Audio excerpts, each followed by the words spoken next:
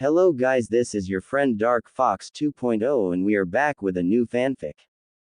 Which is what if Banished Naruto became the emperor with Hinata, Hanabi, and Uchiha princess in his harem part 1. And if you enjoy this fanfic then please press the like button and subscribe to my channel for more fanfic like this. And now let's start the fanfic. Autumn had settled into the lands of the elemental nations, and yellow and red leaves were falling down within the Senju compounds, having dried out of life. And the only one to watch as they were falling was one of the few occupants of the estate and officially the last of Senju clan alive, Tsunade Senju, former 5th Hokage, or a former active Hokage as she was also known now, who sat outside, a sad and solemn look upon her face, a teacup at her side, and a photo in her hand, a photo of better times, one of the last happy times for her. On that photo was Tsunade with her apprentice Shizune, alongside with Hinata Hyuga and her little sister Hanabi and cousin Neji, flanked by his teammate Tenten and close to Konohamaru, Iruka, Kurenai and Anko, all cheering and congratulating the one and only number 1 unpredictable shinobi of Konoha, Naruto Uzumaki. It was Naruto's 14th birthday, and it was the first one that he had ever celebrated, all because Tsunade had thrown this party in his honor, deciding that the boy deserved to feel happy and loved on the day he was born. Slug Princess didn't expect this, but soon after she had become a Hokage, she grew closer and closer to the blonde boy, taking a role of a mother and caring for Naruto, as well as protecting him from this village. And it was her own initiative to let him have his birthday with the people that he considered his friends.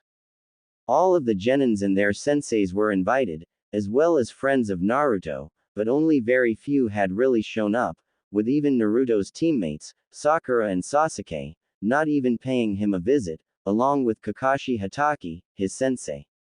Jiraiya didn't come as well, having left without even a word to Naruto or Tsunade, but she knew what his deal was. But those that did show up, Hinata, Neji, Hanabi, Konohamaru, Anko, Kurenai and Shizune. They all came on their own volition, and they celebrated with Naruto his birthday, with the shy Hyuga heiress confessing her feelings for the boy, after some inspiration from Kurenai and Shizune. The look on the two's faces was priceless, and the memory of it brought a smile upon Tsunade's face. Hanabi was also very interested in the blonde, and while she was but a year younger than Hinata, clearly had good feelings for him as well. As it turned out, she adored him for protecting her sister and herself once after she was bullied. Neji was indebted to Naruto for showing him a way to freedom away from fate, while Tenten had grown to be a close friend to Naruto following him saving Neji from his burden of hatred. Anko and Kurenai, while initially undecided about the boy, too had grown close to him in spare time, thinking of him as little brother, one that they like in their own way, but very much cared for. Iruka and Konohamaru both saw Naruto as nothing short of their brother, along with Shizune. It was truly a great day for Naruto, who had even let down his mask of happiness and showed his tormented, broken and vulnerable self, as he cried out of happiness for this genuine act of kindness. The village has done so many wrong things to this boy, and such act of kindness, the first ever birthday that he did not fear and wasn't forced to hide, it was something that Naruto had not expected to ever receive as a gift. Tsunade and everyone comforted him, stating that things will be getting better from that point on.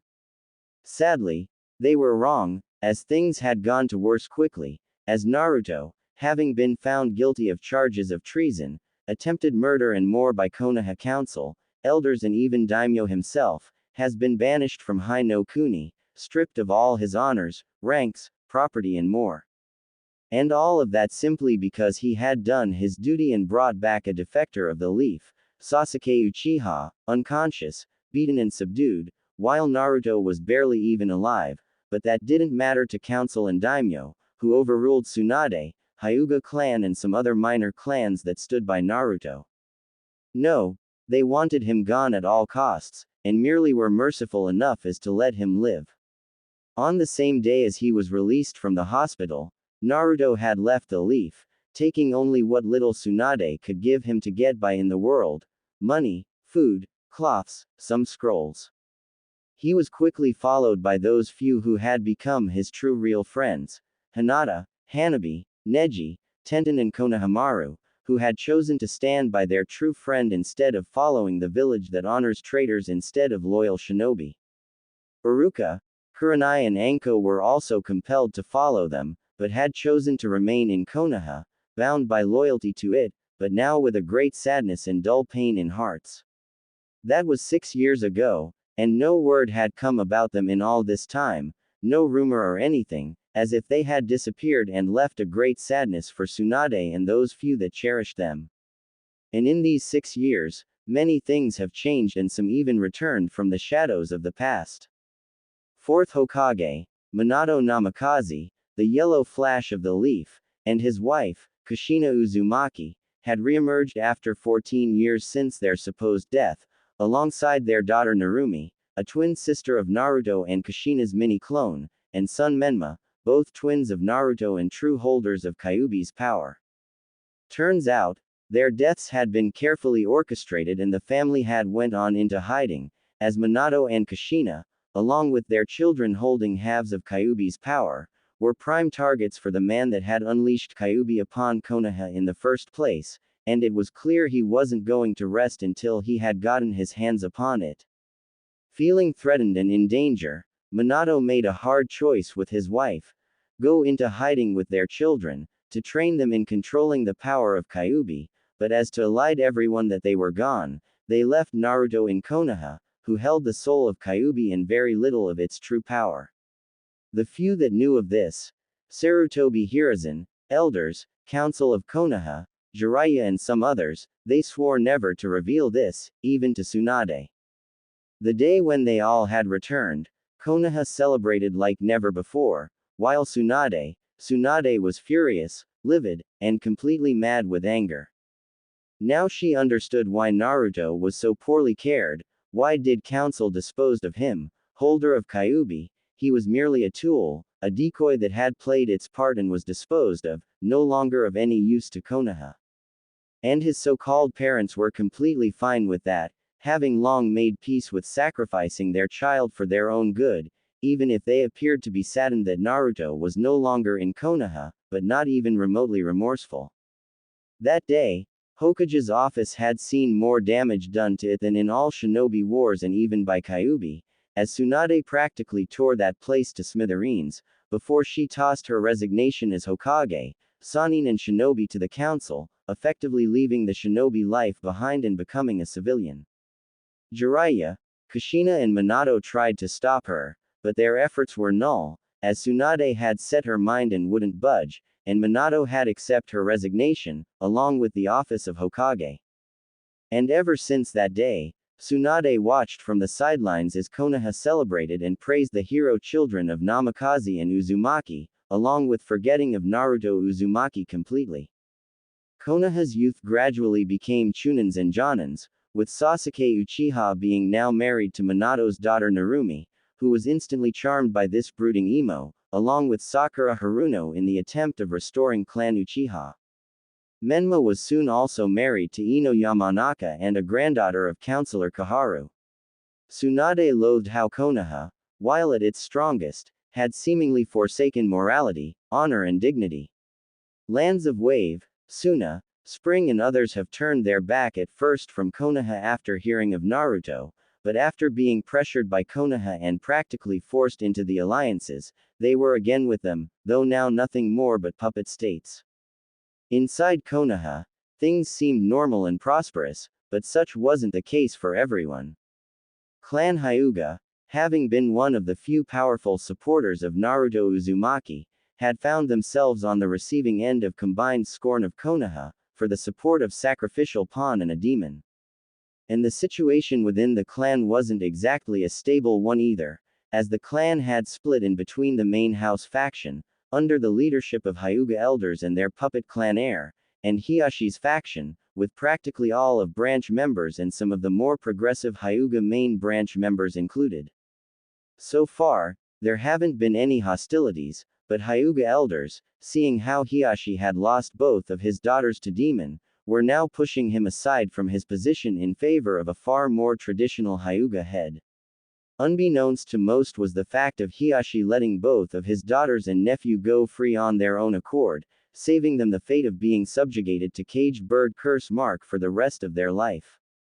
While Tsunade had entered a retirement as a shinobi, Shizune had continued her work in hospital as a medic, and while she was easily the best out there, because of her status as Tsunade's apprentice, she wouldn't be given either promotions or more responsibilities, shot down in favor of more loyal shinobi.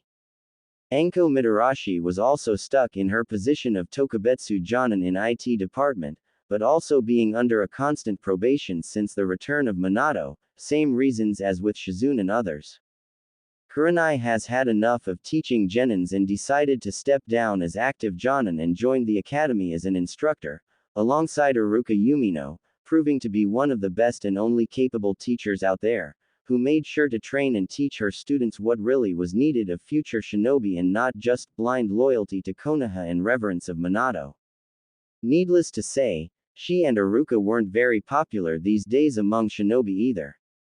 However, recently it has become clear that Kurenai had shifted her ideas about Naruto and his friends more into line of most Konoha. Akatsuki had continued to pose a serious threat for some time, but something had happened to them, as they were now gone, with the last report of their activity coming in just 7 months ago, where it was said that leader of Akatsuki was found dead. Somebody had been hunting Akatsuki down and destroying them, one by one, but by whom? Tsunade had hoped that it was Naruto doing his part in the grand scheme of the world, but there were no clear evidences. The only thing that was clear is that Akatsuki, once one of the most threatening forces in the world, was now gone, and Konoha was at its strongest with the most beloved and powerful Hokage in their history. And Tsunade was one of the few people that still clung to all that Konoha had forgotten, and loathed how ruthless, aggressive and dishonorable this place has become. Tsunade took a sip of her tea, when she heard her apprentice come out of the house and speak to her. Lady Tsunade, there is a man outside. He asks for an audience with you and insists upon it. Shizune said to Tsunade, who simply looked at her with a bored expression and spoke up. Send him off and tell him that I am not in the mood. I don't care if he is even a Hokage or whatever. Tsunade had grown quite spiteful of visits over the years, considering that most of them were those of Kushina, her children and other people that had betrayed Naruto and what True Leaf had stood for. I told him to go away, as you've asked me before, milady, but, Shizune took out of her pocket something and showed it to Tsunade. He had this with him.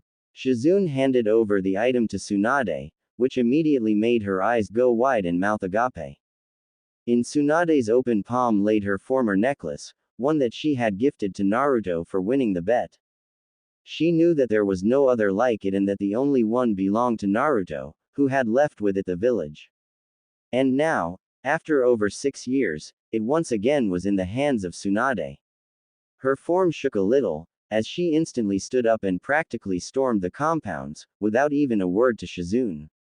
She rushed towards the entrance into the estate, desperation and hope both present in her eyes and posture. Could it be him? Could her surrogate son have returned? Or has someone found it upon his dead body and decided to give her the news? Hundreds of suggestions and questions raced through Tsunade's mind, and she stormed right towards the entrance, where she found a young man, dressed in a pseudo-Anbu black wear, with a black coat over it all. He had long black hair, straight and coming down to the beginning of his neck, with 2 bangs on other sides. Tsunade immediately froze in her place, as she recognized the man before her. Itachi, Uchiha, she muttered in shock, with the said man bowing before her. You are alive. What in the world are you doing here, in Konoha? A pleasure to see you as well, Lady Tsunade. Itachi said to her in a polite way. I understand that you have many questions, and I intend to answer them all, but it would be best if you had let inside. I had to drop my henge before you, and I do not wish to be seen, if I can help it. Tsunade stiffened up quite a bit, looking at the man that had slaughtered his own clan, but she knew the true reasons for it, so she let him in, and soon enough, with Shizune joining them, they sat in the guest room. Thank you for receiving me, Lady Tsunade, Shizune-san. I understand that you have questions as to what I am doing here and how did I come across First Hokage's necklace. Start with the latter, Itachi, and if I find out that you had a hand in Naruto's death, Tsunade was practically ready to destroy this man, but Itachi stopped her as he spoke up. You need not to worry, Lady Tsunade. The necklace came to me from its owner himself, Naruto, as he has given it to me, knowing that this will be an adequate argument for you to hear me out, as well as a good opportunity to give you this. Itachi pulled out of his pocket a scroll and gave it to Tsunade. As for how is your godson, Lady Tsunade, I would say that he's doing very well for himself, much better than he would in this part of the world, one would say. This is a letter from him, which I have been tasked by him to deliver to you. And before you ask, best if you read this letter. Tsunade and Shizune instantly went to the scroll, unsealing it and opening it, reading it together. For good 10 minutes as Tsunade and Shizune had read this letter, the more and more their amazement, relief and shock grew, as the contents of that letter had revealed to them just where their beloved blonde and his company were, what they had been up to and why he has decided to reach out them now. Tsunade was in a state of shock as she discovered where her surrogate son was and who he was now, as well as just how much he has changed. It was clear to hear that he was no longer the same little blonde, but a completely different person. The letter clearly didn't contain all the information and everything that Naruto had wanted to give to Tsunade, but even from this piece of information, it was clear that he has changed, drastically, and forever. As Shizune and Tsunade had read through and through this letter, they looked up at Itachi, now understanding as to why he was tasked by Naruto of all people to deliver this message. Former Sannin spoke up to him. So, the man that has been reported dead for 6 years was out in the western continent all this time, Tsunade chuckled at this one. There were reports that you and your partner Kisame had met your end at the hands of Iwa's Anbu, with a dozen shinobi falling dead before you and your partner were killed. Those Anbu were present at the moment I have decided to shift my allegiances, since I needed to make it look believable. Itachi simply stated mysteriously. My time with the Akatsuki was up and I could see that any longer would only be to my detriment, and considering how Konoha has dealt with my clan and how Sasuke has turned out, I decided to follow along with your godson to the west, where he and others decided to start anew, completely. And, in my personal opinion, he has done extremely well for himself in the west, or Eriador, as it is known to them, actually. I'll say, Tsunade said in a bit of shocked voice, reeling with all the new information she and Shizune had learned.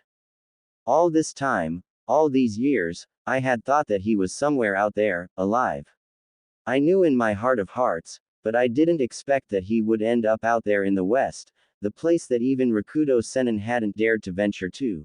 They say that place is a completely different world to elemental nations, and that people there do not even hold chakra there or that monsters populate it. Many of stories are exaggerated to the point of absurdity, while many others hold only bits of truth. But a complete truth, the truth of that place is that Eriador is at least 7 times the size of this continent, and that it is populated by many, many peoples, and not just humans. That piqued the interest of Tsunade and Shizune when Itachi spoke of it. I once thought that world was still a very much unexplored place, but when I and others had gotten there, I understood just how right I truly was.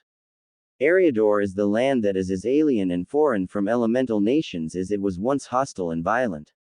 I am sure that you remember that the age of Sengoku had ended not even a century ago and how devastating it was. Yes, it had ravaged lands and countries in its wake, hundreds of clans battling each other just to see who is stronger. Tsunade had stated, and this Eriador is no different. Was, until a year ago that is. Itachi simply said to Tsunade, who nodded to him. Only the scale was much, much greater and numbers were not in hundreds, but coming close to hundreds of thousands at times, with whole nations, kingdoms, even races battling each other, for over 700 years, after the First Empire broke apart. When we first arrived there, it seemed like better would be to simply return, but Naruto, he truly is the most unpredictable man on the face of the world. Instead of fleeing, he stayed and did something that nobody had done before him. He united that land, founding what is now known as Second Numenor Empire there, with himself as its emperor and lord protector of races populating it. But, with the size of that continent and possible numbers of shinobi, how in the world could Naruto do all of it? Shizune simply couldn't understand it, with Itachi smiling a little to her. Shizune-san, did I say that there were shinobi out there? Itachi said to her, with Shizune looking shocked, along with Tsunade. In that land, the only shinobi that you could find there, are that had long fled there from our continent, or those that now serve Emperor as his secret, shadow defenders. There are no samurai either, not like ours. Things are completely and utterly different out in Eriador, and as for how Naruto has managed to do it all, he merely did what he always did best: rally the people, inspire and give them hope for better, show them that there is a better way of life. He casted aside such things as nationality, race, kingdom or nation, introducing a simple, yet powerful and mighty concept, a rally call for all, one Eriador. One Numenor, one nation for all, equal and just. I can assure, it had taken a great deal of persuasion, trials and tribulations, but with each battle fought and won, king, count, tyrant and more slain and surrendered, with each new ally, those words became the echoing soul of new empire. An empire, to which the emperor now wishes to welcome you, Lady Tsunade and Shizune-san, as well as a few others, those that have given him hope for the better tomorrow. Tsunade and Shizune looked shocked at Itachi, who merely smiled to them. He is well aware of what has been going on in this part of the world, and he offers you too, as well as Anko Mitarashi, Uruka Yumino, Hiyashi Hyuga, along with his clansmen a place within the empire, as well as completing whatever conditions you may have for the living in there. As you may understand, being the sovereign of an empire as vast as his, he is capable of quite much. Tsunade and Shizune exchanged the looks, thinking about it all for a few minutes and trying to decide whether they would be willing to venture out into this unknown or not. They both knew that here in Konoha, there wasn't much that held them here, as they were now, as well as those three outcasts in this glorious Konoha, one that had sacrificed its morals and honor for power and wealth. A place that honored traitors and cowards over heroes. Truly, the Konoha that Tsunade and Shizune once knew is dead and out there in Eriador. Maybe. Tell me, what are Naruto's overall objectives with this continent and Konoha, Itachi? Tsunade asked of him, with Itachi simply answering to her. I am not completely aware of his intentions, not in details, but from what I know, he wants to establish peaceful and trading relations with several of countries out here, along with establishing a trading company for intercontinental trade. He wishes to establish a connection between West and East, but he does not want war with either of nations, nor will he permit for anything that poses a threat to Numenor Empire to exist. Itachi stated with strength, with Tsunade raising an eyebrow at this one. Such was the fate of Akatsuki, once he had found out from me of their plans and objectives. His Imperial Majesty has tasked me and a few others to dispose of the Akatsuki before they were able to make their move. Given the fact that his spy network is most impressive, my intimate knowledge with how Akatsuki operate, their members and the level of skill and power of me and my companions, such task was relatively easy to accomplish, but crucial nonetheless. Though pain did prove to be quite the challenge, he was still defeated nonetheless. So then, the Akatsuki are really gone, huh? And the one responsible for it was my favorite little blonde. Tsunade smiled at this one. If Minato and Kushina ever find out that the sacrifice they had left here now holds so much power as to simply destroy a group of S-rank nuke nins, and what of Konoha in particular, and does he know of his parents and siblings? He is well aware of them all, not that he is too pleased with this development and how he has been sacrificed in favor of his sister and brother. By the sound of it, Itachi wasn't too thrilled with this development either. Hino Kuni he considers to be not as worthy of attention as some others, though he does intend to open a trading office in here as well, while Konoha, in his opinion, is too small of a place to give a thought to. Considering that he rules an empire that is at least 8 times the size of Hino Kuni and has to deal with threats from both north and southeast to his empire, he simply finds no time to spare a thought to a place whose size is comparable to that of a small city in his empire. However, in my personal opinion, he won't be making any alliances and friends in here, considering the reports about Konoha's recent aggressive and expansionistic tendencies. Reports about Konoha's political and militaristic subjugations of Wind, Spring, Wave and Tea are quite unsettling to say the least. Even though Numenor and elemental nations are separated by more than 370 miles of ocean, Naruto, as a leader of empire, wouldn't like to suddenly find an aggressive and powerful force, bent on expansion through conquest and subjugation. He has enough concerns keeping him awake at nights as it is. I'll bet. Running a single village, a shinobi one at that, and running an empire the size of which is bigger than an entire continent, he must be drowning in paperwork alone. Tsunade let out a dry chuckle, with Itachi also chuckling to this one. Fine. Let's say that I agree, along with Shizune here and others. How are you going to get us out of Konoha and into your empire unnoticed? Even more, how will we even get out of Konoha, as the matter of a fact? Do not worry about that detail, Lady Tsunade. As I have said earlier, Eriador is worlds different from elemental nations. And out there, people have found quite the ways of transportation, one of which would put Yondaime's Hiraishin to the test and shame even. Now, what would be your answer? My clones have already reported to me that the others are at an agreement, which leaves only you out. Tsunade and Shizune look surprised at this one, but they've figured that Itachi would be one to get things done in quick and orderly fashion. Lady Tsunade, I think that we should go. There isn't much left for us to do here, and even council and civilians themselves have shown to us all that we aren't exactly welcome anymore here. Maybe, with Naruto in the west, Shizune thought that she would need to convince her teacher, but Tsunade was already there with her. Count me in, Uchiha. Tsunade agreed. Now, how are we getting out of here? Later. That evening. What do you mean banished?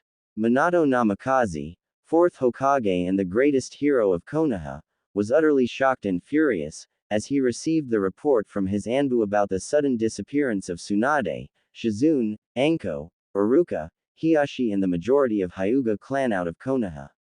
It was easily the most unbelievable thing that could have happened, since there were absolutely no evidences, leads or anything for that matter to indicate that they had left the village. Aside from the lack of their belongings in their respective houses, raging members of main Hyuga branch and their colleagues, nothing indicated that those people had left Konoha in any way. It was as if they all had just gathered in one place, according to several witnesses, and then they were gone, completely and without any trace. Minato, being an expert in Fuinjutsu and one of the only users of Hiraishin, thought that there was some form of space-time ninjutsu involved, but there were no ninjutsu that could teleport people of such quantity over any distance and not alert the barrier corp of Konoha, and here. Council is not going to like this, but still, considering that all of them have been outcasts in Konoha, for their views on state of business in Konoha and outside, maybe it was even for the best. Less of those that opposed Minato's views on Konoha and its expansion, and he didn't even have to weed out the possible political opposition. Clan Hyuga had suffered a serious blow, being now only at its 12th of power, but this was also to Minato's favor, as it would seriously limit otherwise powerful and influential clan, and even allow him to gain a much greater control over it. Although, he still couldn't think of what could have been the reason for those particular people to disappear, aside from the fact that they were outcasts and all of them were still openly talking and remembering Naruto, the son that he and Kushina had sacrificed for the benefit of Konoha and their family. Maybe it was the latter, but perhaps he was overthinking it too much, as it was clear the boy was dead and other defectors with him as well gone. He and Kushina were saddened at the fact that they couldn't ever see him ever again, but, from what they had learned from council and clan heads, he wasn't much of a sight to behold, nor was he even worthy of his name or name of his mother. Overall, his loss wasn't as significant as one would think, and it was, essentially, his destiny, designed by him and Kushina, to be sacrificed in favor of his siblings with power of Kyuubi. So, in that regard, Naruto has done his duty and was no longer needed, and with his disappearance, this meant an unneeded loose end cut. Minato drew his breath, as he thought about this whole situation again and spoke up to his Anbu. Triple the security around Konoha, alert all of our outposts and checkpoints, as well as alert all our teams out there. Send out search teams outside and check their houses again, find anything on where they could have gone out. Anbu Black Ops nodded and disappeared instantly, with Minato letting out a sigh. Well, color me impressed. Jiraiya snorted, drawing the attention of Minato. Every single person that just wouldn't let go of Naruto and be objecting to the policy of Konoha is gone. You sure you hadn't a hand in it, kid? You know as well as I do that I had nothing to do with this, sensei, but still, to be able to get out of our village like that, simply vanish in such large quantity from Senju compounds, is something that not even Hiraishin wouldn't be able to accomplish. Have you found anything there? Minato asked of him, with Jiraiya shaking his head at this one. Nope, not a single clue or anything. All I know is that before their disappearance, Hiashi received a visitor, but nobody knows who that was and there was no luck in finding him either. All that we have is that everyone who wasn't on board with you and the rest of Konoha are gone, poof and nothing. Jiraiya simply stated to Minato. And as for Akatsuki, then I can only confirm what everyone is thinking. They are gone, dead and killed by someone who had hunted them down. Some of my sources pointed out that some men and women were searching for them, but nothing too surprising here, considering that pretty much everyone hated them for one reason or another. If anything, it would seem that threats to both Narumi and Menma are gone, as well as other Jinchuriki. And it doesn't seem to be the work of any other hidden villages. I'll keep an eye out if something comes up, but other than that, I would say that Konoha is in the best position ever. Yes, it seems that way. Minato agreed. Now all that we need to do is keep the hold over other lands and get rid of Orochimaru for good. By the way, how are things with Kiri, any progress? Not much has changed there, kid, but it does seem like rebels are going to win for sure. Jiraiya stated to Minato, who nodded to him. Perhaps, now's the best time to expand the will of fire upon the Mizu no Kuni. Maybe, thought it would be best to first consult Daimyo and inform him of this window of opportunity. Plus give him time to select a proper candidate for the position of Mizu Daimyo. Minato chuckled a little, standing up and looking out at Konoha from the window. Looks like the prophecy is sure to come true soon enough. Eternal peace under Konoha's rule, with Menma's and Narumi's children to live in there and rule it. Yeah, kid, it sure is going to come sooner than later. Well, I'll be off now. Time to see what nice material I can get in hot springs. And with that, Jiraiya had disappeared from the office, leaving Minato to his own thoughts. First, second and third Hokage, I hope that you are watching over me and Konoha right now. Soon enough, the will of fire will become dominant in the elemental nations, and once all that had defied it have embraced it, nothing will stop the shinobi from truly taking over the control and command of a unified land. A single nation under a single cage, without any daimyo to pull the strings, a true peace. Minato smiled to this thought, the thought of a world where shinobi were truly in power, with will of fire connecting them all together. It will be a glorious sight to behold once it came to fruition. 4 years later. The Sea Rider. Southern shores of Second Numor Empire. 4 years have passed since the day when all of Minato's opposition has vanished from Konoha and elemental nations, and these 4 years have seen the rise in power of Konoha, but also a sudden unification of old enemies of theirs. With Hai no Kuni's intervention in Kiri's civil war and into internal affairs of Mizu, a new, pro-Konoha government, Mizukage and daimyo were placed there, ensuring a new ally and subjugation of otherwise unstable region. Another step towards the grand peace has been made, but after that, the other nations have recognized the threat that Hi no Kuni and Konoha now posed.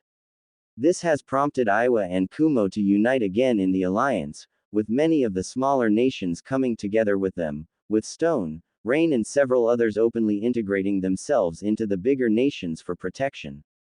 With Wind and Water being effectively puppets of fire, daimyos of Earth and Lightning understood the threat and allied themselves, along with Odo no Kuni and Odogakure, still led by Orochimaru, who was now a lesser evil and threat, when opposed to aggressive and powerful Konoha and its fourth Hokage. It was clear to everyone that a new great shinobi war wasn't far away, and it could risk becoming the biggest one yet, with tens of thousands dying this time, possibly even hundreds of thousands. And everyone was preparing for it, but nobody was ready to throw the first punch. And as if the stroke of fate itself, a great famine had hit the elemental nations, sweeping through the countries and leaving entire nations without food and starving, lasting for 2 years. Especially badly were hit the countries of Northern Alliance, the union between Odo, Kumo and Iwa, with famine, plagues and illnesses taking the lives of over 1/6 of populations in each country, including invaluable shinobi forces. This would have been a perfect time for Konoha to strike, but they also had succumbed to its effects, with great casualties among populace and shinobi. Suna was especially badly hit, with 1/4 of its population dying and Land of Wind practically becoming desolate and filled with corpses of dead. Kiri and Mizu were hit lesser than most, but because of Konoha confiscating the resources and food from there, casualties were still extremely high from food shortages and lack of resources. Konoha may have not declared war, but it took many resources from nations that needed it to sustain itself, leading it to suffer less than others combined. This had only intensified the hatred for Konoha in all of elemental nations, as Hi no Kuni now was starting to become a major global threat to peace. Somewhere in the middle of a great famine, out of nowhere, across all of elemental nations, a new trading company emerged, which had quickly monopolized trading business through the sea and across nations.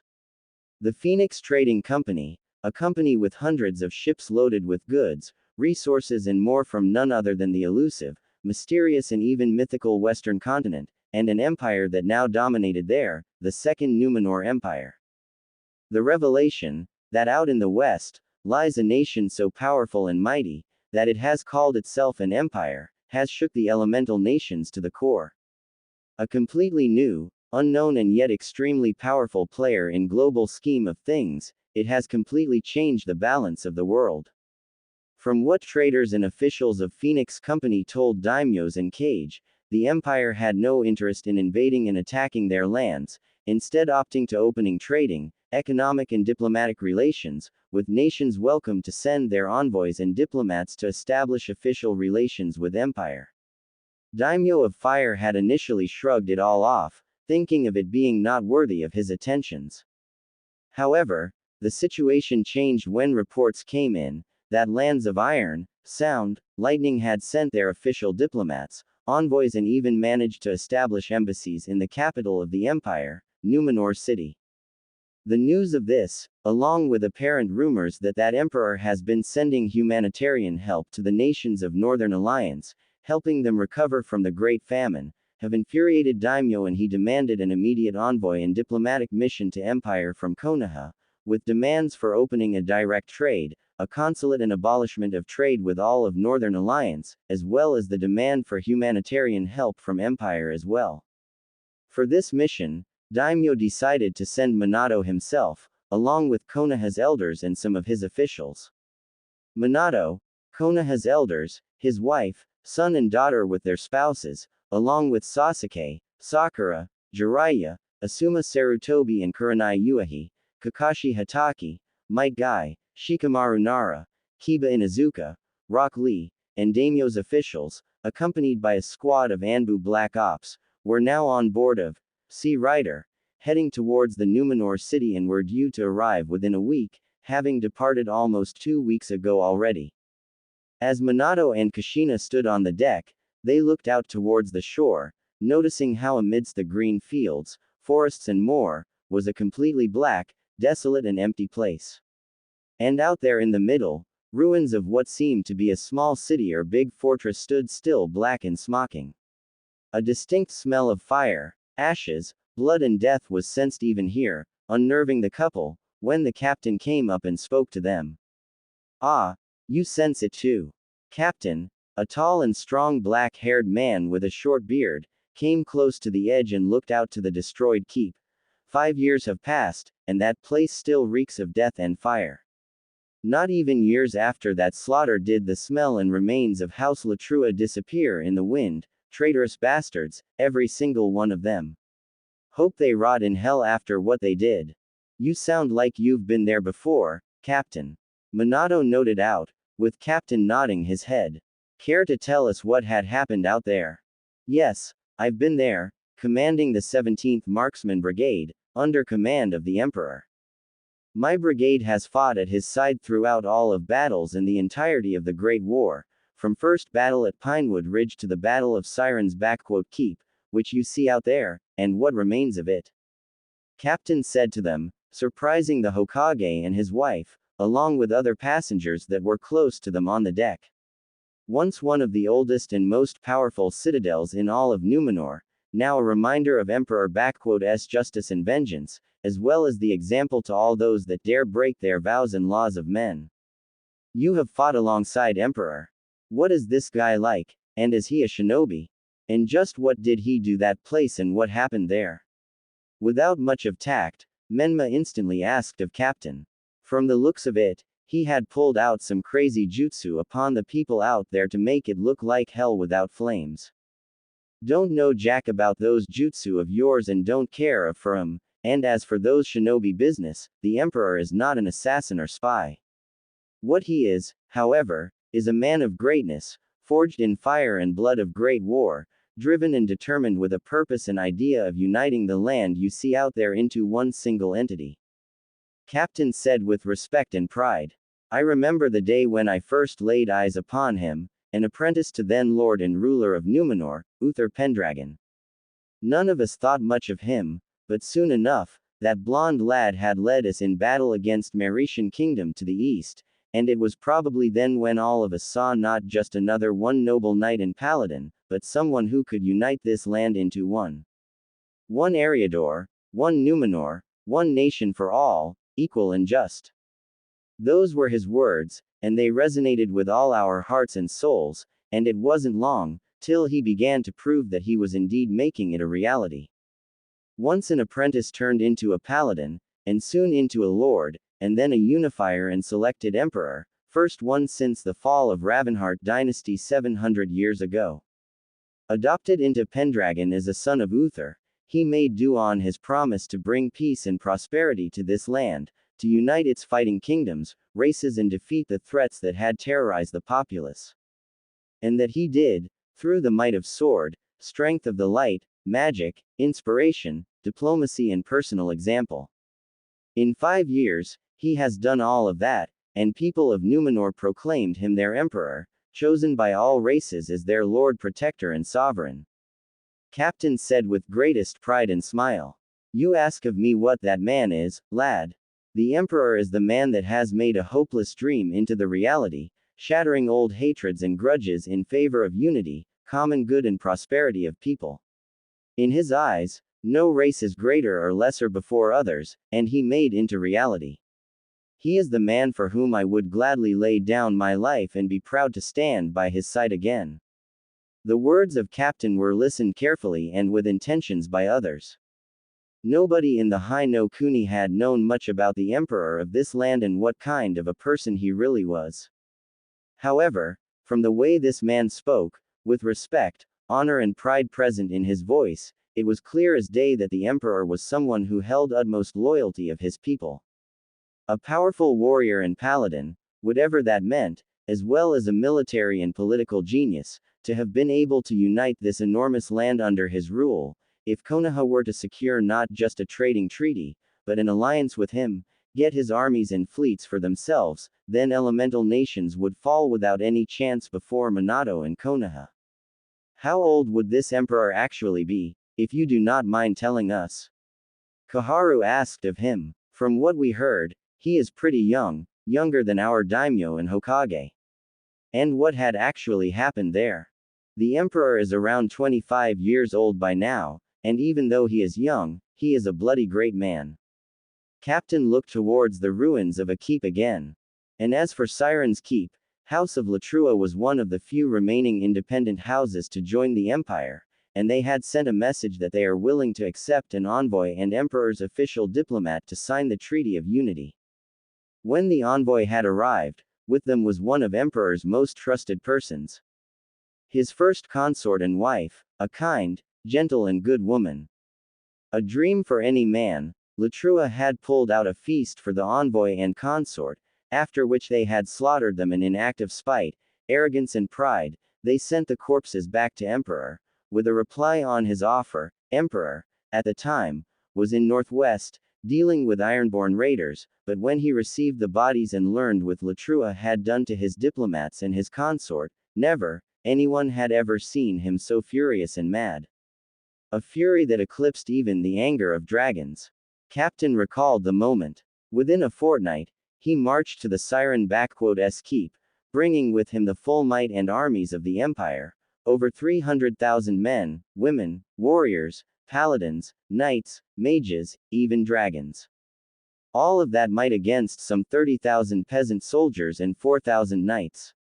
The emperor offered the peasants to lay down their arms and knights to surrender, which they all did, but to Latrua he offered no surrender or capitulation. They had violated sacred laws of hospitality, honor and had killed his wife and consort. He gave us all a simple, yet clear order: destroy them. And that we did. Wait, you mean that your emperor commands literal dragons? Like those flying giant green snakes and everything? You've got to be shitting us here, old man. Kiba exclaimed, with Captain and his crew glaring at him. I mean, come on, dragons are just fantasy stories, nothing more. Plus, magic, whatever knights and paladins, you obviously just making it up. After all, shinobi and samurai win battles and wars, not some fantastic beasts and imaginary heroes. Lad, let me ask you a question here. Am I from your continent, and are in there? Captain asked of him, with Kiba shaking his head. Right, we ain't there, and here, in Eriador, things a hell of a different from your east. You folks may have your shinobi and samurai all over the place, with that chakra and whatever, but our people here. We also got whatever that chakra, but we also have magic, power of light, elemental powers, power of nature and primordial, or arcane power. Aside from humans, we've got here also high and night elves, orcs and dwarves, among other minor races, and we most certainly have dragons, beings of pure magical power and might that could destroy countries in their wake. And our empress, may light protect her, is a bloody dragon, the black dragon queen of black flight, Semiramis. And before you ask, dragons can turn into beings of other races to blend in, and she, along with her black flight, is one of the reasons why our emperor has united this land, as she has joined him in his quest, as this was her own desire to see the land united too. These powers, all these races and even dragons, we knew that things could be different here, but to think that are more races here, and there is different kinds of chakra. Quote. Minato's mind raced at what he had just heard. If the emperor were to allow Kushina and Jiraiya access, we could easily obtain the needed information and knowledge to use this magic, as he speaks of, and it does seem like that people here even somehow mastered senjutsu, if that power of nature is anything to go by. And in return to this, maybe we could offer him our knowledge of chakra and perhaps a political marriage, since Captain has mentioned that Emperor has multiple consorts. A bloodline member, perhaps someone from Nara clan or Yamanaka clan, to sway Emperor in our favor for good and promote Konoha's interests. Yes, that definitely would work. So, these lands hold a great variety of sources of power and even dragons. All of this must belong to Konoha and put to use for it. Danzo already thought about his own plans. Once we reach the capital, Using Koto Amatsukami on the Emperor will be child's play and Konoha's positions shall be unrivaled. The resources of this land will also work for the betterment of Konoha, just like all those other villages and nations now do. And with the might of Numor Empire and its vast resources, nothing will stop Konoha from rising above the petty and weak daimyos and claiming its rightful place as world's true empire. If he had an entire army of such powerful beings, he should have just let them do all the work. Had it been me, an Uchiha, I would have had united this land in no time, with such an army, worthy of true elite. Sasuke arrogantly stated, with Captain looking incredulous at him. If those dragons are as powerful as you say, then by using them, this emperor of yours should have long burned away those that dared opposing him. I certainly would have. You, an Uchiha? Captain asked of him, with Sasuke arrogantly nodding to him. There are Uchihas in the east as well. I thought they had long killed each other, considering what some of my Uchiha friends had told me about M. Wait, you mean that there are Uchihas here in the west? Minato asked, with Danzo and Sasuke picking this up. You must be joking. The only Uchiha that there is alive is Sasuke Uchiha, my son-in-law. Well, maybe he's the one alive out in the east, but here in Eriador, Clan Uchiha is one of the 3 all-out shinobi clans. They had arrived here some 200 years, being outcasts that broke away from those warmongers, and settled on this continent. They don't rule much of land, but they have a small city of Kyotai on the coast north of Numenor and a couple of villages under their rule. Captain stated, with Sasuke listening to it with clear interest. Nice folks those Uchihas, friendly and not irksome and prideful like this eastern variant of them, but damn if they aren't some of the bloody fiercest and strongest warriors I had seen in my life. A single Uchiha is worth a squad of good cavaliers, but an Uchiha with their Sharingan on, and a true Mangekyo as they call their strongest, no wonder that they had managed to hold of 4 bordering them kingdoms, until Emperor and Semiramis had convinced them to join in. Now, they are amongst the most loyal of Emperor's warriors and backbone of his Shadow Guard, and one of M is even a member of Imperial Royal Guard, 12 best of the best warriors in all of land and Emperor's personal bodyguards. An Uchiha clan out here, and ruling over a city and villages, they must be those forsaken traitors that had been exiled in Sengoku period. Sasuke recalled with arrogance. No matter. Those weaklings are no true Uchiha elite like I am, but even so, they may be useful. They must be reminded who is their true leader and whom they must serve. Sasuke already was picturing himself a loyal and obedient army of Sharingan users, with him in the lead, as he spoke up.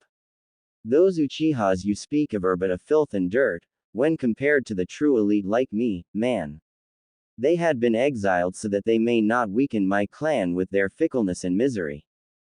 Uchihas out here in the west, and possibly with eternal Mangekyo Sharingan in great numbers, such power must belong in Konoha, not some backwater empire like that. Perhaps it is time for the stray dogs to return home. Danzo thought to himself, already making plans on using these new Uchihas for himself. You know, lad, I've seen M in battle, and I can tell that even one without a Sharingan, tear you a new one, and their head, Makoto Uchiha, is amongst the most powerful men in Eriador, known as Wraith of Numenor. Even Emperor himself hasn't been able to defeat him in a duel, and that man has defeated some of the strongest creatures and people I know of. Captain said with disdain to Sasuke, who only seemed to be getting more arrogant by the minute. And as for that keep, that was the only time Emperor had unleashed dragons in open battle, since before they only were protecting borders of their own nesting places in Numenor, but here, Semiramis herself led the attack and she along with 10 more dragons had burned to the ground that keep, with the entire house of nobles in there. After it was over, Emperor ordered to burn the land that belonged to those people, salted and drain the wells, rivers and lakes out there as well, with all the forest being cut down. This was as how he dealt with traitors and those that dared to betray his trust. Captain turned to the stunned public. The Emperor may wish and do only best for Numenor and all its people and races, but that doesn't mean he is weak or indecisive. betray his trust, hurt those that he cares for, or threaten the people of his land, and nothing will stop him from making those that dared to do it pay with their lives. Keep that in mind, Konoha people, since he has long heard of you and knows what and who you are to him.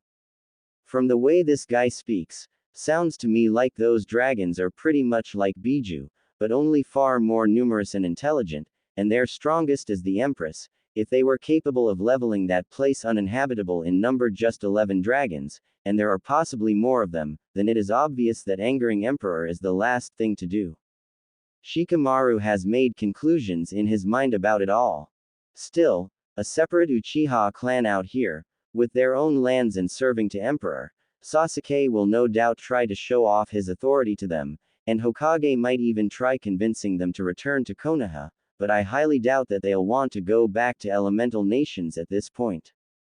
After all, here they have like a small country of their own, and there, man, even though this is troublesome, come to think of it, the noble clans of Konoha aren't even half as revered and politically powerful as the noble clans in capital, makes you wonder of a few things. Uchiha clan of the West, and possibly with members holding Mangekyo Sharingan. I recall reading of exiles from Uchiha clan that disappeared, but now it seems they've been doing quite well for themselves here. With the Sasuke now the only Uchiha in Konoha, convincing even a portion of these Uchihas of West to come home to Konoha could prove to be another turning point in Konoha's path to victory. Minato was already seeing an opportunity of having more Uchihas in Konoha, fighting for the will of fire. You've said that Uchihas were one of the Shinobi clans out there, what are the other two? Council Homura asked of Captain. Oh, the other two. Well, the second one is Uzumaki clan, who are situated on Isle of Kai, northwest of here and close to Kyotai. Kushina widened her eyes at this one, as did others. And the other one had arrived here just some 4 years or so, the Hyuga clan, situated in Numenor city directly. Those Uzumaki fellas are pretty hot-headed, but also real tough and sturdy, plus loyal to a fault, being out from the east, having fled it after they were betrayed by their allies and having settled close to Uchihas, and nowadays those two clans are pretty much inseparable. My dear wife Rinko is actually one of them and she works in Ministry of Trade and Exchange. They were actually among the first to join the Emperor and his cause, apparently recognizing him as one of their own or something. That's impossible. My clan, the Uzumaki clan, it was destroyed during the war. I saw how the island of Whirlpool burned from the ship I stood on. Kushina shouted out at Captain, who shrugs it off. Rinko did tell me that lots of her clan mates died during the attack on her original home, but about half of clan made it out here and settled in close to Uchihas. Captain simply states to Kushina and others. You can ask the head of Uzumaki clan and a wife to Makoto Uchiha, Kaoru Uzumaki about it all. She is also in Numenor, representing it there. Kushina stiffened up when she heard that name. Kaoru, my little sister. Kushina was in shock at hearing this name. Who knows, maybe. All I know is that Uzumaki and Uchiha clans were among the first to sign up and join the Emperor and I'm damn proud of having fought side by side with them lot. Captain said with respect towards them. And as for those Hyuga clan, the Uzumaki clan is out here, and the Hyuga clan too. Quote. Minato was in shock mentally. Those Hyugas, could they be the ones that had disappeared from Konoha 4 years ago? If so, would that mean that Emperor had a hand in their arrival here? But if so, what would he gain from them, and why and how would he be able to do it, being thousands of miles away from Konoha? I'll have to find out about it, but more importantly, if those really are the Uzumaki from elemental nations, then they would most certainly would like to go back their home, and with Konoha's protection, they wouldn't want to say no to this. Plus, they weren't here as long as Uchihas, so not much of roots have taken place here, and there ought to be those that remember Kushina as the heiress to clan, and she could effectively take control. And if we are lucky, the Uchihas will follow, since they are so close to each other as it seems. Emperor wouldn't have much saying in the internal matters of clan, so there is that. This is going to be a very fruitful embassy. The Hyuga clan is a clan of Konoha, and those must be the deserters and traitors that fled it years ago. Koharu spat at the mention of them. The Emperor will need to give those traitors back to Konoha, so that we may punish them, or else I might just throw you lot out in the ocean for sharks and nagas to feed upon. Captain was deadly serious, as he and his crewmates were all loyal to their sovereign, surprising Konoha delegates. The Emperor T bound to you, Konoha people, and as sure as hell ain't obligated to do anything, and if I hear even a word of threat towards I am and his family, you can bet your asses will be out of my ship in no time. Trust me, I and my men here, we all served and fought alongside him, and we will fight and protect him even in peace. In confirmation to the captain's words, people rallied closer to him, standing near him and in clear readiness to execute his order to throw these people off their ship. Of course, we understand, and apologies for our rashness. We are just surprised that one of Konoha's clans would end up all the way in here. That is all. Minato had tried to defuse the situation, with Captain simply answering it. Don't know much, but rumor has it that those Hyuga clan weren't very much welcomed in your lands, so Emperor offered them and a few other people place in here. The council and Hokage were surprised to hear of it. From what I know, Clan Hyuga have been more or less integrating into police force of Numenor, but most of them some that are into trade, farming and diplomacy, with their heiress, Lady Hanabi Pendragon, being Emperor's consort and head of foreign affairs and diplomatic relations. Ah, if only Lady Hinata could vase seen her sister now, when the name of Hanabi came up, and then one of Hinata, everyone's eyes went wide and shocked, for it meant that they, and possibly Naruto could have survived here. Hanabi Hyuga is alive, and she's even a consort to Emperor. Wait, what was it about her sister Hinata just now? Did she like those other friends of the fox demon die out here, or did they make here all? Sakura asked of Captain, who glared at the Pinkett. You better watch your mouth, girlie, Captain simply said to her. The fox demon and his friends, as you call them, are nothing short of legends and heroes of our empire. Each and every one of them have made sure to bring order and stability upon this land, standing as Emperor's closest allies and friends, and all but one had lived through it all. Lady Hanabi Pendragon, Emperor's consort and diplomat, voice of peace and reason in matters of politics and one who had brought in night elves through negotiations and peaceful integration. She is Emperor's voice and nobles, elves, even orcs respect her wisdom and shrewd mind on things. Gabriel Windrunner, or as he called himself Konohamaru and whatever else, adopted brother to Emperor and his closest friend, Emperor's hand and one of two most trusted and powerful, after Emperor and Empress, people in Empire, his will-bearer and closest of advisors. He stood by Emperor's side through the entire war and is even a brother-in-law to him, for he is married to a younger sister of one Emperor's consorts. It is from his hands have I been gifted with this. Captain unsheathed his saber, gilded in gold and silver, made of steel of moon coloring. Honorary weapon, crafted in steelhorn, dwarven capital, with Emperor's own name upon it, congratulating me for my services. Neji Hyuga, Empire's finest master of hand-to-hand combat and founder of Gentle Storm School, a school of his personal style of combat, with which he had defeated in single combat 5 of best Kingsguards of Varichia's kingdom, known for their elite warriors, serves as Emperor's personal bodyguard. Lady Tenten Hyuga, wife to Neji Hyuga and Empress personal guard and mistress of 100 weapons, who single-handedly dealt a killing blow to a chieftain of Aben Axe orcs, stands as Empress personal guard. And then, Captain let out a saddened sigh, as he looked out at the burned grounds. Then there was Lady Hinata Hyuga, gentle and kind lady, who believed in peace and unity even more than Emperor at times.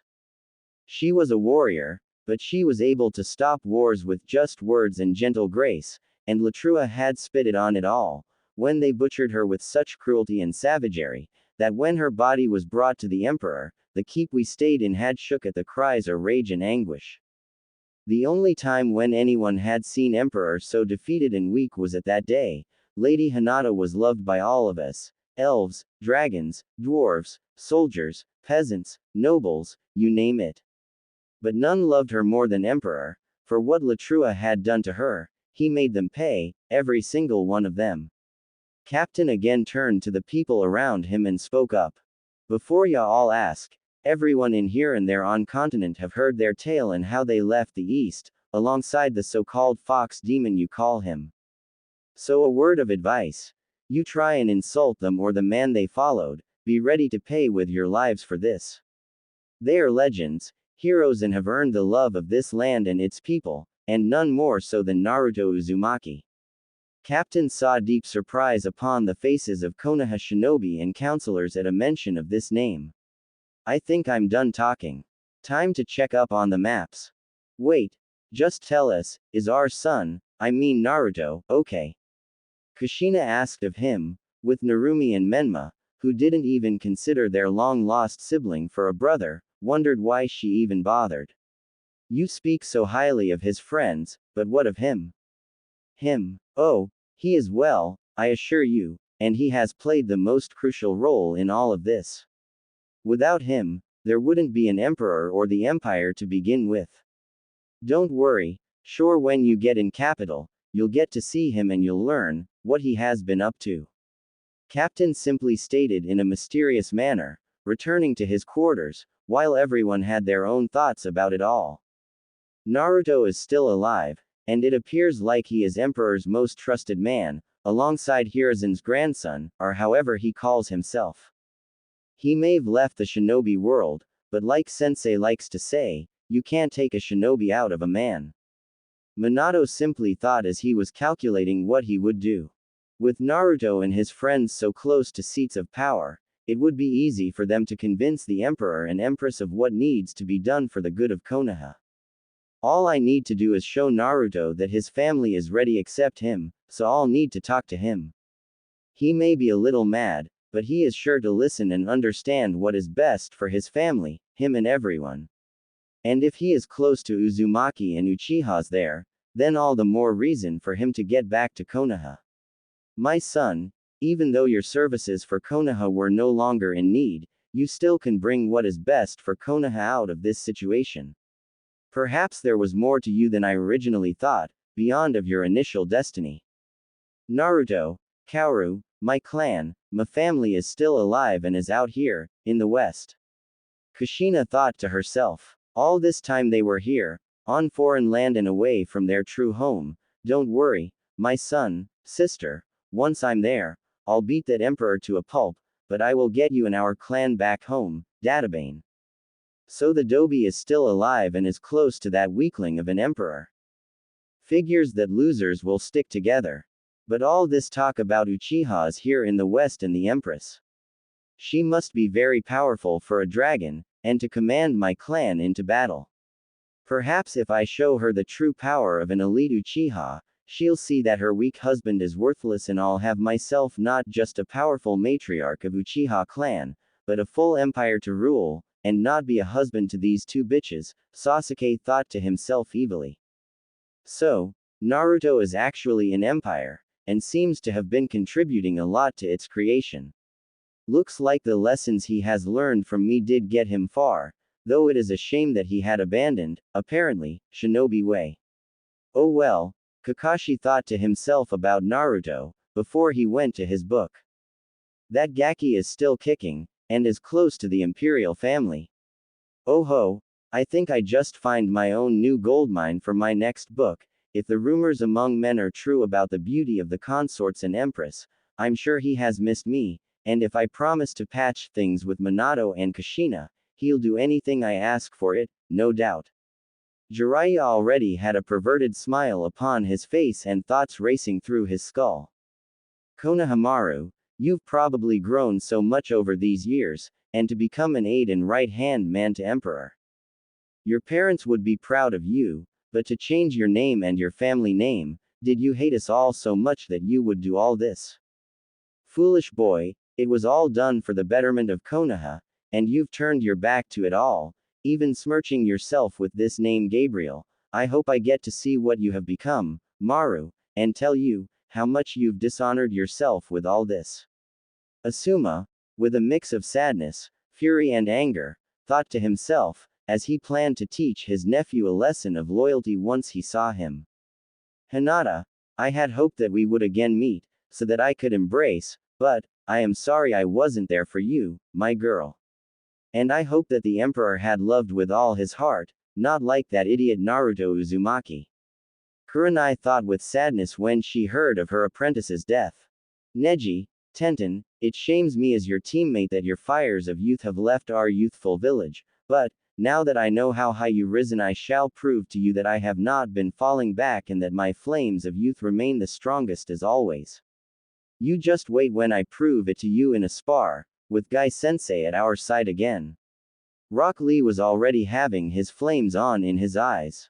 So, Hinata is dead, well, there's hope that her sister will see a true alpha and slap Emperor away for me. Kiba, thinking with his nether regions over his head, quickly forgot of Hinata in hope of getting to himself her younger sister. So, Hokage's son has survived and is here as well.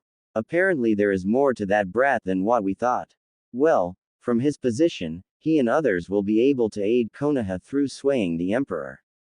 Time to remind them of their place in this world. Elders thought to themselves, as the ship carried their procession towards the capital of Numor Empire. 4 days later, Numenor City, a glorious and monumental site of a great and might city, surrounded thick white walls, large enough for 2 wagons to stand side by side and ride, with walls as high as some of the mountains, with towers reaching even higher. And they surrounded a giant city, brimming with white, gold, silver and more, with life brimming in there, heard even at ships still a couple of miles away. The size of Numenor City was astonishing, bigger than the capital of Hai no Kuni, possibly even larger than all of Konoha with its training grounds. All made of white stone, with gilded metals in it, and the roads into city seemed to be filled with travelers, civilians, travelers and more. Konoha delegation looked at it all with a mix of awe, shock and even envy.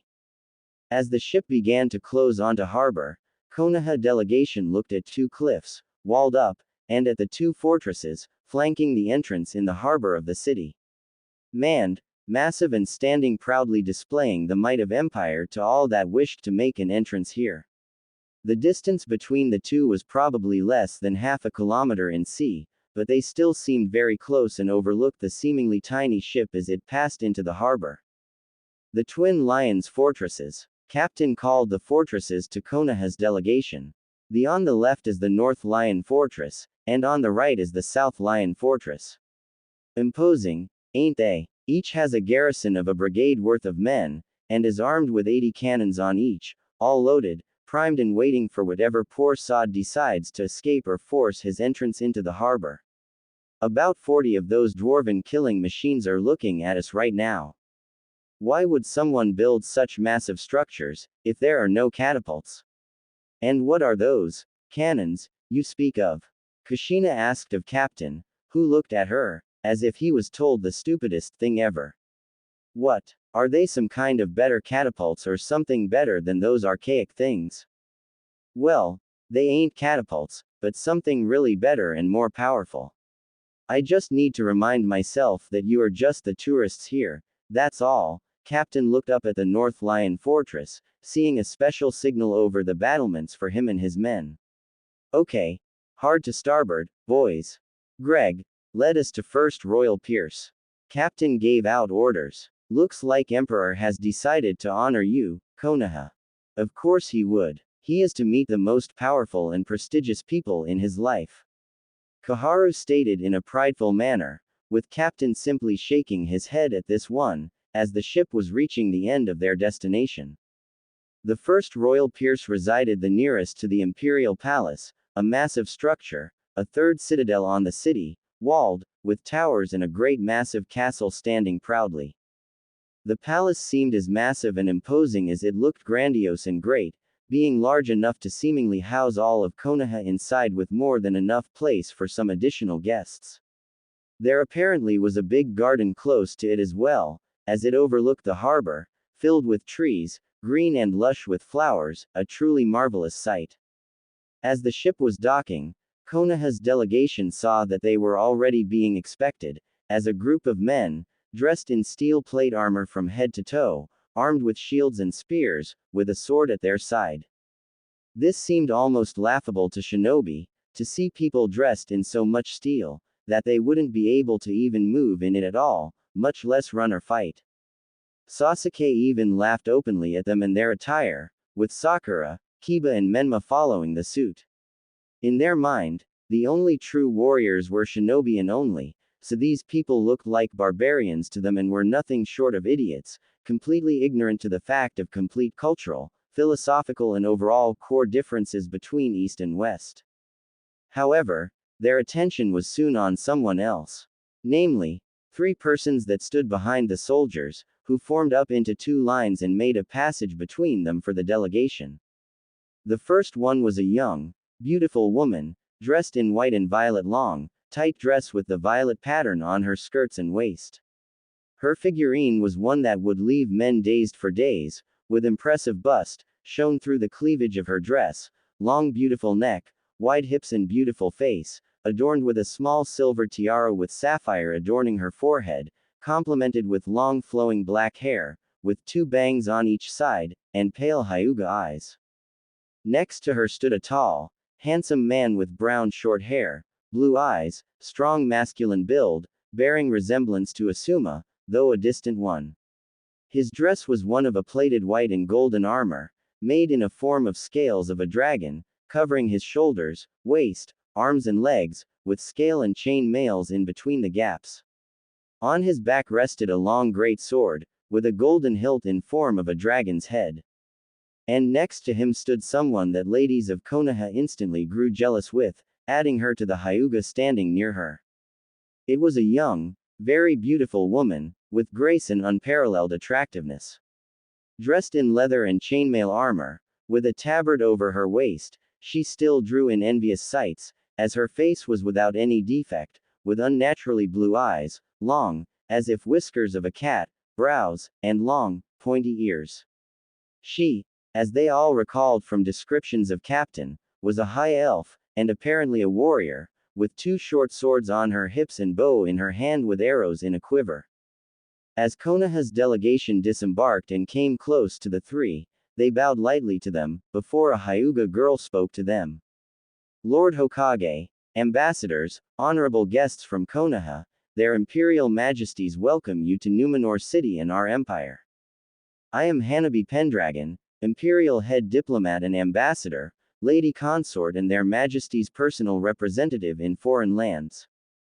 Hanabi introduced herself with grace and respect, hiding away her personal feelings so well that none could tell.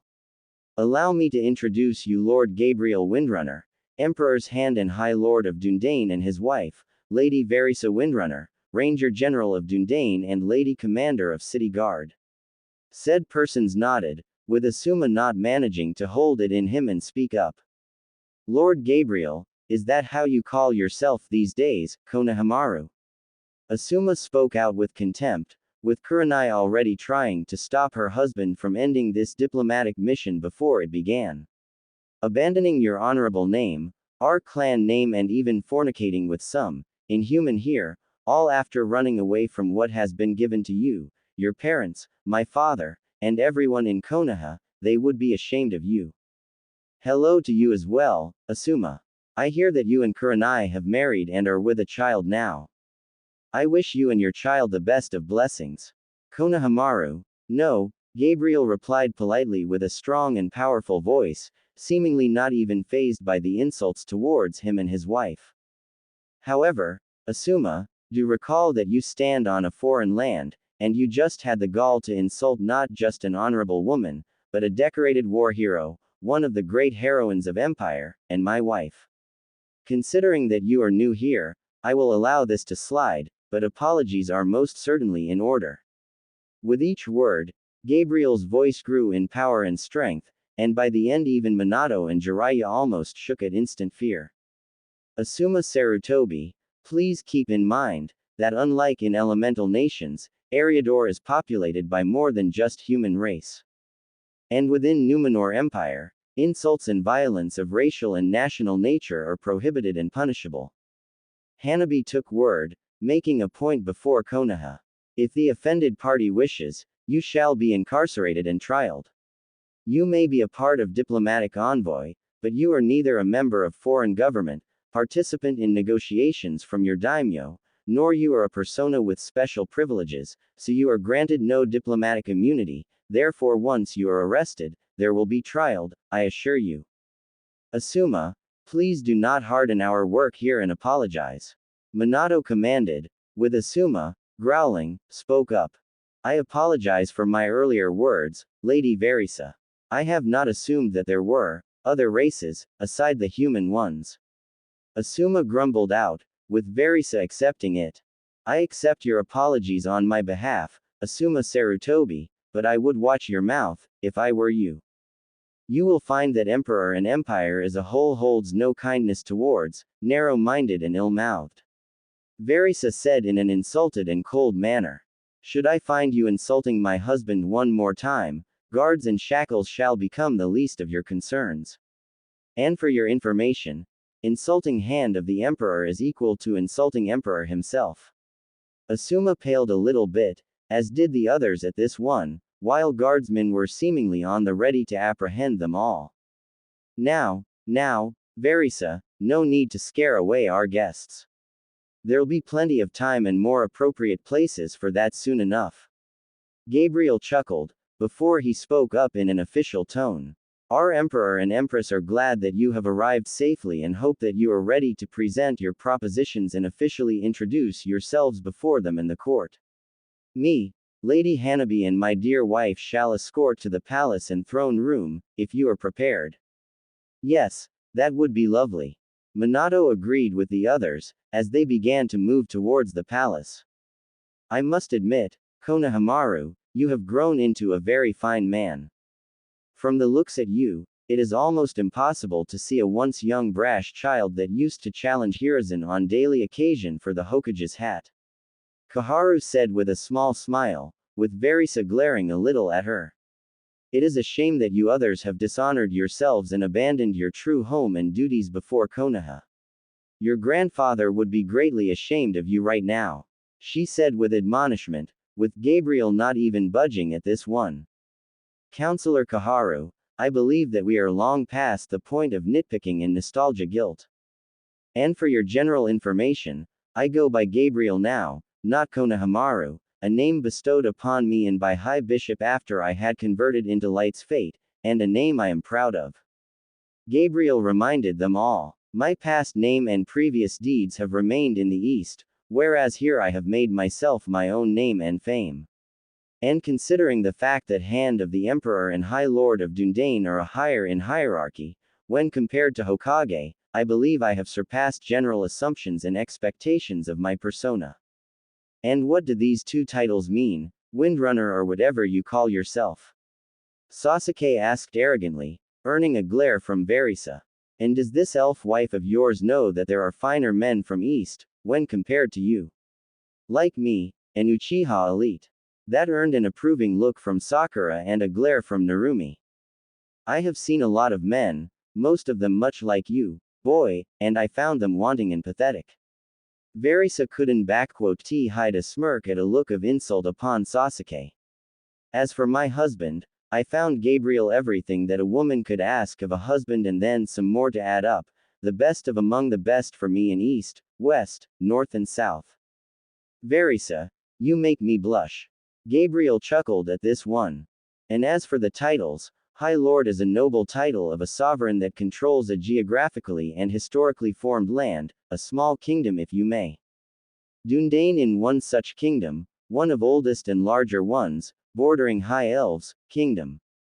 Your best counterpart to it will be a daimyo of a minor country, like a daimyo of Waver T. And as for Hand of the Emperor, it is a second to Emperor S title, his closest advisor, minister and so forth. You could compare to a title of Shogun of Daimyo, only with administrative, political, economic and military spheres of business included in. So, as you can see, in terms of status, Sasuke, I currently appear to be standing quite a bit higher than you and your Lord Hokage. Lady Hanabi here also is in a similar position as I am, though her holdings and title differ from mine. Hey, Hanabi, so I've heard about your big sis's death. A real shame, if you ask me, she was a rare beauty. Kiba decided to try his chance with Hanabi now, completely forgetting of tact and etiquette. Listen, why don't you show me and others around later on? I could tell you of the adventures of me and Hinata, plus we could. Kiba Inuzuka, in case you have forgotten, or simply did not take notice of, I am a married lady of noble position, tasked with many responsibilities and duties of great importance and urgency to the empire and crown. I have neither time, nor desire to forsake my vows to my husband and pursue any relations, romantic or friendly, with a person such as yourself. Hanabi said in a strong, diplomatic, yet completely harsh and powerful tone. If you wish to explore the city, I am sure you and others will be able to find a guide. And as for my sister and her death, address her name in my presence without respect next time, and you will find yourself in not so comfortable position and place, alongside your dog. Oh, come on Hana-chan, I was just trying to be friends with you and Kiba, shut your mouth already. It is enough you have the gall to speak so incorrectly to a lady, but also to be informal and so unofficial with her is an insult to her and you, so better keep quiet. Kurenai shut her former student, with Kiba mumbling something about playing hard to get. Lady Hanabi, what my ill-mannered student meant is that we offer you our condolences and sympathies concerning the fate of your older sister. We heard she was a great woman and what befell her was atrocious and inhumane. I personally sorry for what had happened to her as well. She was like a little sister to me. Kurenai spoke in a diplomatic way, with Hanabi responding. Thank you for your words, Kurenai. My sister always spoke only the best of you as well, and even here, she continued to follow your example, solving matters in less violent and more humane manner, as you've taught her. Hanabi said to Kurenai in a softer way. I am yet to match her in art of diplomacy, but I believe that her spirit is still with us, and protects me and our husband. I always thought that your sister was crushing on that idiot Naruto, practically being in love with him, but not to same extent as I and Sasuke-kun. Sakura said without any tact, getting glared by Verisa, only with far more hatred in it. Did that dumb fool run off for someone better, leaving her for this emperor guy or something? Though, with the way she dressed and how fat she was, only someone who simply pitied her would even hold her hand and. Lord Hokage, if you do not mind, please gag this woman before I send an arrow through her skull for these words. Verisa couldn't take someone insulting either Hinata or Naruto, as she stopped and turned towards Sakura, with Gabriel also looking stressed. I have seen harpies with more compassion, and those creatures are among the foulest I had seen. You say another word about Hinata, Naruto or about their relations, and I'll personally throw you in dungeons, but not before silencing you for life. Wah, do you even know who I am, you pointy-eared? Suddenly Hanabi raised her hand, waved it, as a white-blue glow escaped it, and Sakura suddenly became silenced, unable to say a word or anything, with the entire Konoha's procession shocked at what had happened. Thank you, Hanabi. Another word from her, and this would be the shortest diplomatic mission in history. Verisa thanked her friend, while Jiraiya voiced everyone's question. What was that? Some kind of handless jutsu, or a fuinjutsu, but I didn't feel any chakra flowing here. Jiraiya spoke up, with Hanabi speaking up. What you have witnessed is what people of Numenor refer to as magic, an arcane magic to be more precise. I have a certain degree of mastery over magical arts, so I am capable of manipulating it into spells, conjurations and other forms. Hanabi informed them all. A silencing spell shall keep Sakura quiet for as long as I wish.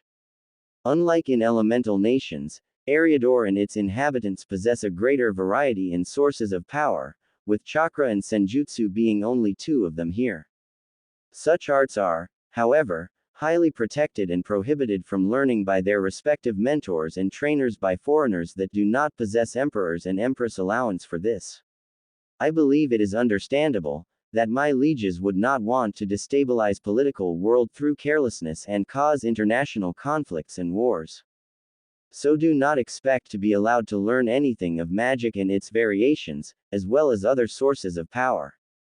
And I warn you, theft of material concerning those subjects, unsanctioned training in those arts by foreigners and other transgressions of similar character are punishable by death. This goes for you especially, Kakashi Hatake and Sasuke Uchiha. Gabriel looked at an insulted man and angered Uchiha. Your reputation and the fact of you possessing Sharingan are well known here, so watch your step. Unlike Konoha and Hai no Kuni, law and judgment affect all without exceptions, elites are not. The group had reached the palace's gates, with them opening up and letting them go further by a grand hall, until they reached the throne room. The throne room was every bit as great as it could have been, with high ceiling, large open area with tables, seats, chairs and pillars, on which hung the banners of the empire's subjects and domains, as well as empire's sigil, a golden lion's head on a blue field. The hall was filled with lords, ladies, elves, dwarves and even some orcs, who drew most of the attention from Konoha, with their green and dark brown skins, astonishingly strong builds, great heights and barbarian-like appearances. They reminded them of legends of Oni, only now they were made flesh. Not locking eyes on them for too long, Konoha proceeded ahead towards the two thrones, one white and made in fashion of lions and the other black and made in fashion of dragons, elevated by 10 steps above the floor level, with the black one being already occupied. In it sat a young, very beautiful black-haired woman, with long hair, with golden eyes, pointy ears much like Verisa. She wore black and gold dress, reaching to her ankles, tightly hugging her superb waist, large bust and most impressive figurine. She had an aura and looks of regality, a woman of truest power in every sense. Near her stood a young attractive woman with brown hair, made into a braid behind, dressed in a black and golden Chinese-style dress, with armored gloves and bracelets, standing near the empress and ready to strike if needed. It was clearly Tenten, but now she was grown and very different. The elevated thrones and podium on which they stood was also surrounded by 11 men and women, all differing, yet powerful in each and every one of them, with weapons and armors of their own choosing.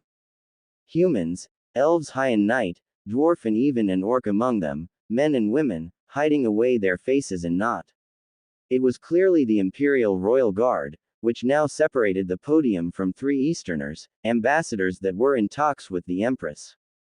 Minato and others recognized them as ambassadors of Kumo, Iwa and Odo, with Kabuto Yakushi representing Odo here. Your Excellencies, it pleases me and my husband to know that your respective nations are recovering from the devastating effects of plagues and famine. Empress addressed the ambassadors. People of Numenor have heard of the blight that befell your lands, and of countless lives lost. I hope that our assistance in combating the aftermath of this horror has been successful and that soon your countries shall thrive and prosper in peace and stability. Your Imperial Majesty, no words can express how much Kumo and Iwa appreciate the kindness and help you and Emperor have given us. Your humanitarian help, grain, food, medicaments and resources have saved our countries from another deadly winter.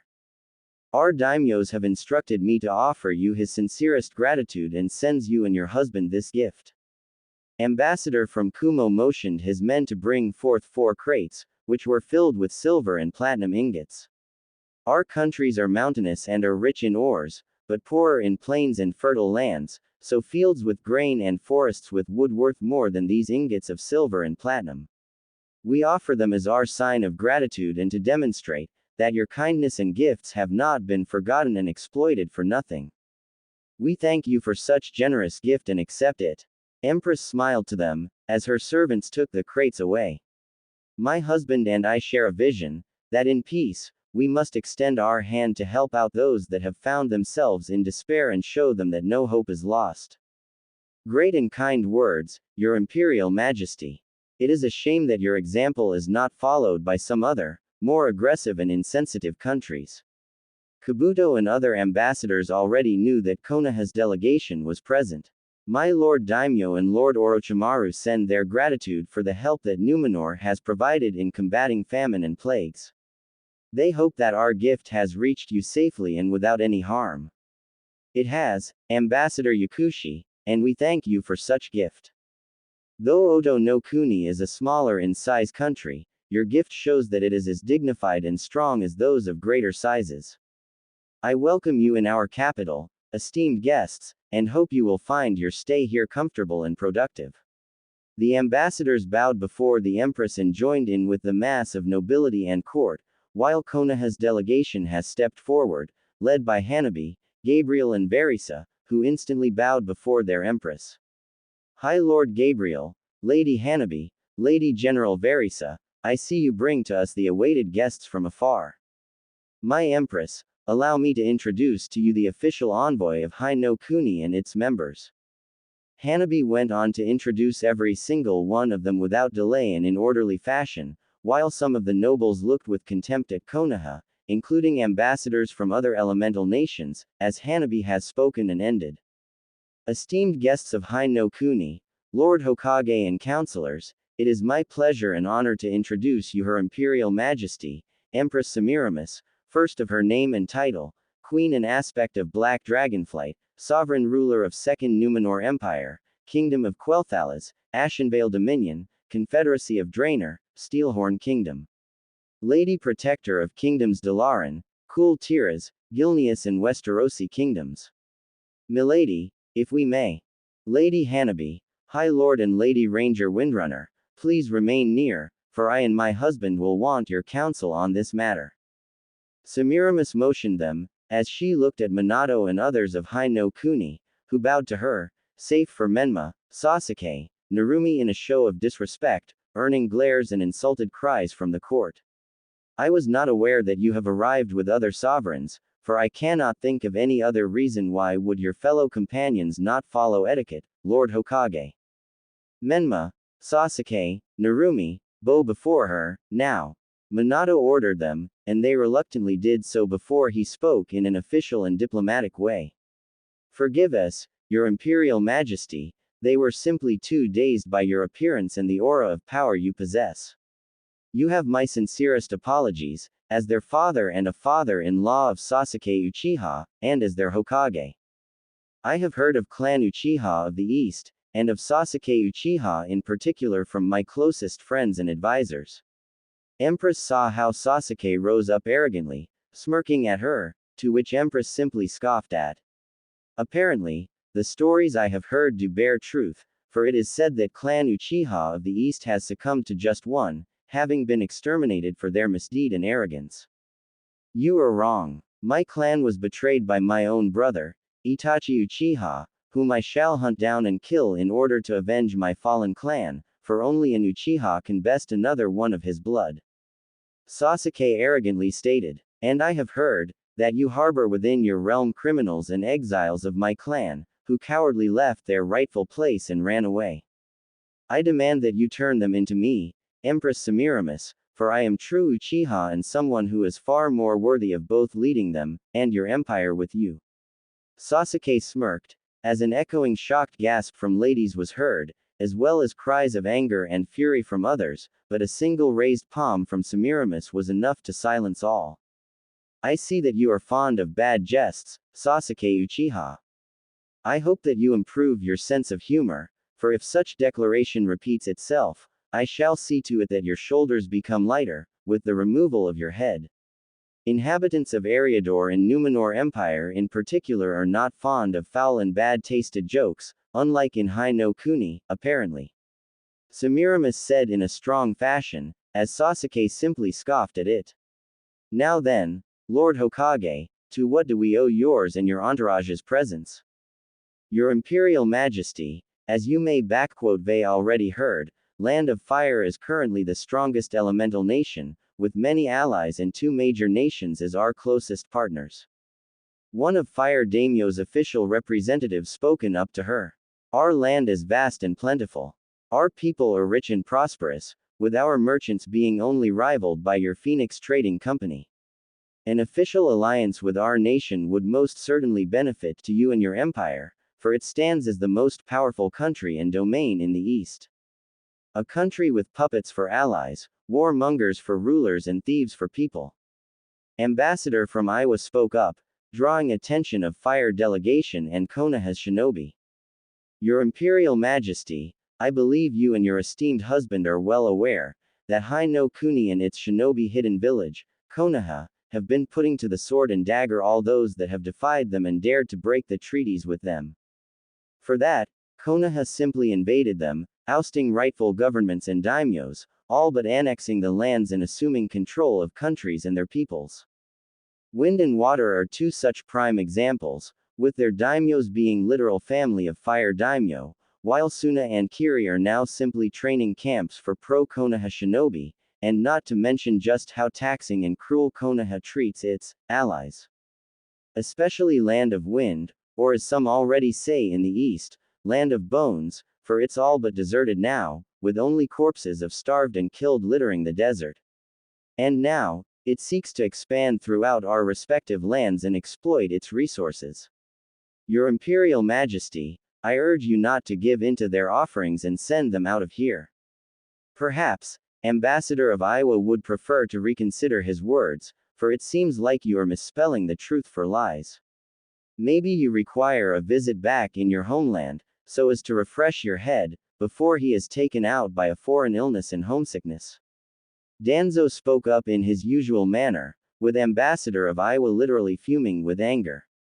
Why you, your Imperial Majesty, this man, no, this war hawk is a known war criminal, monger for power and threat to peace and stability. I plead to you to shackle him up and throw him into the dungeons for what he has committed and is to prevent any further crimes done by him. Ambassador of Iowa asked of the Empress. Ambassador Lao, your opinion on the matter has been heard and will be taken into consideration, but I will not allow your proposal to happen. Semiramis replied to him respectfully, before turning her gaze to the delegation. However, I will not allow guests in my empire to insult and threaten in any manner official representatives of other countries. Danzo Shimura, I believe. Your reputation is also well known in my empire, as well as your infamy of a warmonger. Official ambassador of Fire Daimyo or not, should there be found evidence of your illegal activity within our realm or any further acts such as these, you will answer for them with your life. Semiramis did not wait for his reply, before continuing on. Lord Hokage, counselors, ambassadors of Hinata, the words surrounding your nation and the statuses of its allies and comrades in arms have long reached our court and the ears of me and my husband. And we are most distressed and concerned with the actions of your shinobi village in particular, with one matter especially being a cause of great worry. I believe you remember the matter concerning one known as Naruto Uzumaki, Lord Hokage, as well as how it was handled. Your Imperial Majesty, I can see how some of the actions of my village have distressed you, but allow me to assure you that, Minato had tried to talk his way out of this one, but then suddenly the doors of the throne room opened up, with the announcer speaking up. Announcing, His Imperial Majesty. All of court and royal guards had bowed their heads in respect and honor, as the heavy footsteps stepped through the throne hall. Konoha's delegation decided to test their luck and looked towards the emperor, and instantly froze in place, as cold shock came upon them like a hammer. Through the room stepped a tall, handsome young man, dressed in blue-plated armor with chain mail in between the parts, gilded with gold, with lions as his shoulder plates, a strange two-bladed sword, with one blade being shorter than the other and both held by a glowing golden start built in just out of guard, and a queer handle resting on his hip. The man was tall, masculine and strong-looking, with long golden hair made into a ponytail behind, sky-blue eyes, and a handsome strong face, one that looked like a mirror image of Minato Namikaze, only stronger, more regal and powerful. He exuded an aura of might, dignity, power and absolute obedience and respect for his authority. As he walked past the delegation, he spared a little glance at them all, letting smallest of satisfied smirks appear on his face. Minato and Kushina looked in absolute shock at the man, while Kakashi and Jiraiya refused to believe what they saw, along with many others. Sasuke, Kiba, Sakura, Narumi and Menma were seething with anger, jealousy and envy, as they could not comprehend and believe that this man, this loser, in their eyes, was now the most powerful man in the world. Counselors were shaking in fear and anger at this man, including Danzo, while the rest Konoha's shinobi and daimyo ambassadors chose to be silent and shocked to the core. Gabriel gave only a short bow to him, with Hanabi following the suit, as Emperor's personal bodyguard Neji Hyuga took his post near his liege, who kissed the hand of his wife. "Milady, I hope the court has not tired you while I was away." The Emperor spoke to her softly and caringly, with Semiramis responding in kind. "Not at all, my love, but it warms my heart and soul for you to stand by me." Semiramis smiled to him, as the two to their respective seats. "As you can see, we have the most awaited of guests attending, my love." "Indeed, milady. I personally have been waiting a long time to meet them, face to face." Emperor smiled a little, as he turned to Hanabi. "Hanabi, if you may do the honors." "With pleasure, Your Imperial Majesty." Hanabi didn't hide his smile at this one, as she turned to the delegation and announced her husband and liege. "Esteemed guests from Hai no Kuni, it is my pleasure and honor to introduce to you His Imperial Majesty, Emperor Naruto Pendragon, first of his name and title.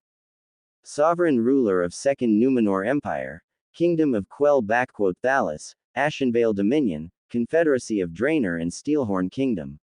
Lord Protector of Kingdoms of Cool Tiras, Gilneas, Dalaran and Westerosi Kingdoms. High Lord Paladin of Order of Argent Hand. Defender of Faiths and Magi and the Lion of the West." Hanabi ended with a smile, as Naruto spoke up. "Welcome, Lord Fourth Hokage, and his entourage." Naruto greeted them with a smile on his face, but with dread filling their hearts. "It has been a very long time, hasn't it, dear father?"